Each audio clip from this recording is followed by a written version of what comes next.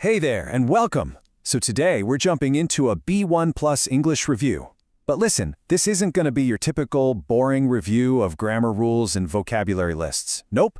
This is all about taking the skills you already have and pushing them to the next level, using English to build actual real connections with people. So let's just start with the big question that's going to guide us through this whole thing. What really is the difference between just, knowing the words and actually truly connecting with someone in English? It's a huge difference, and that's exactly what we're going to unpack together. Okay, let's dive right in. The very first step to connecting with someone is being able to describe them accurately, and I mean really see them.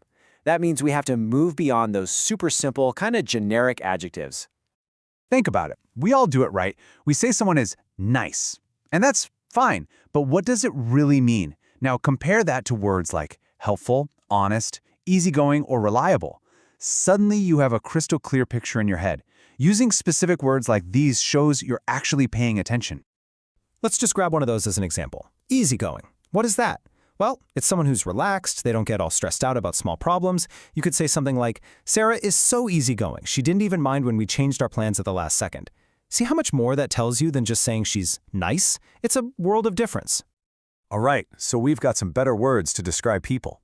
Now let's talk about how we share our lives. To really connect, you need to be able to talk about experiences, yours and theirs. And to do that, we've got to get really comfortable with how we talk about time in English. Okay, this one trips a lot of people up, but I promise it's simpler than it looks. The present perfect. Think of it like a bridge. It connects something that happened in the past directly to right now. It's perfect for talking about life experience up until today. The past simple, on the other hand, is for an action that's completely finished, done, over. It happened at a specific time, and that chapter is closed. So here's a little mental checklist you can use. Before you speak, just quickly ask yourself, am I talking about a specific finished time? Like yesterday or in 2010? If the answer is yes, boom, use the past simple. But if you're talking about a general life experience or a period of time that's still going on, like this week or this year, then the present perfect is the tool you need. And this right here is a perfect example of where that choice matters so much.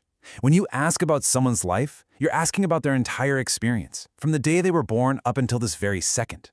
That's why the right way to ask is, have you ever traveled to Japan? It opens the door to their whole life story, not just a single specific trip. Okay, so we've got better vocabulary for people, and we're getting the hang of the grammar for experiences.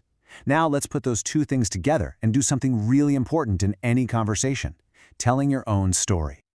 A personal story is often just a series of key moments, kind of like you see on this timeline. When you use simple, clear phrases like, I was born in, I grew up in, I started working as, you create this really easy-to-follow narrative. It gives the other person the basic map of your life, and it invites them to ask questions and learn more. But, and this is a big but, you have to remember that connection is a two-way street.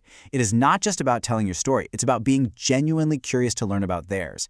And that means you have to master the art of asking good questions. Just think about this for a second. You ask someone, are you married? The answer is either yes or no. And just like that, the conversation hits a brick wall. It's a closed question. It literally closes the door on more conversation. Now let's flip that. Compare it to this. Tell me about your family. Whoa, that is not asking for a one-word answer, is it?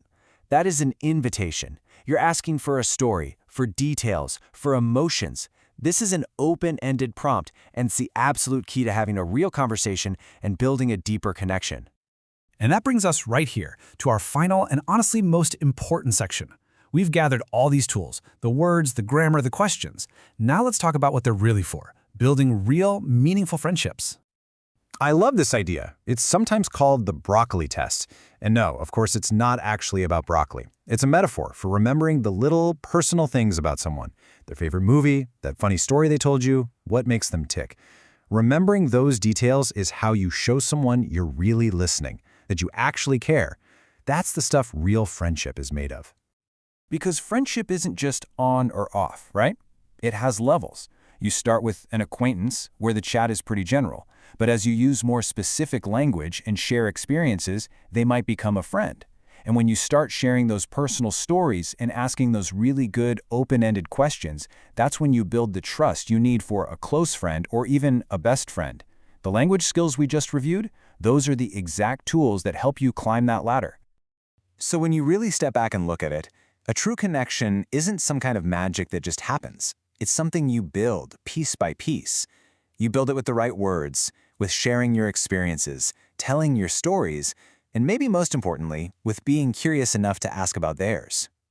And that pretty much brings us to the end. But I don't want to just leave you there. I want to leave you with a challenge.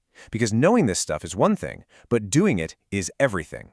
So, with all this in mind, what's one great open-ended question you are going to ask someone today to try and build a stronger connection?